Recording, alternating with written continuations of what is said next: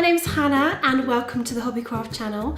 Today I'm going to show you how to make my ultimate Flowerbomb candles, which are roses are red and violets are blue candles, and they're container candles and they smell absolutely amazing. For this project you're going to need paraffin wax, a double boiler, a thermometer, a glass container or jar, lollipop sticks, paraffin wax wicks, wick sustainers, pliers, wick keepers, fragrance, dried flowers, candle dye, and a glass or metal jug.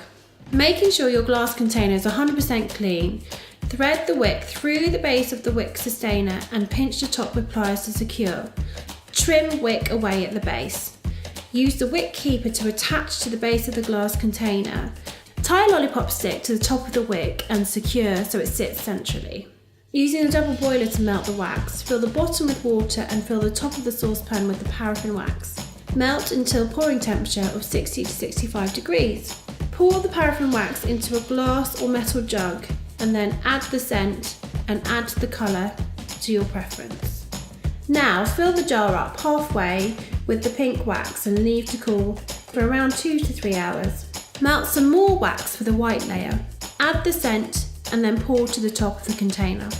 Sprinkle some dried roses or flowers on top and allow to cool fully. Finally, trim down the wicks. These candles are blooming lovely, one of my favourite projects from the Flowerbomb book.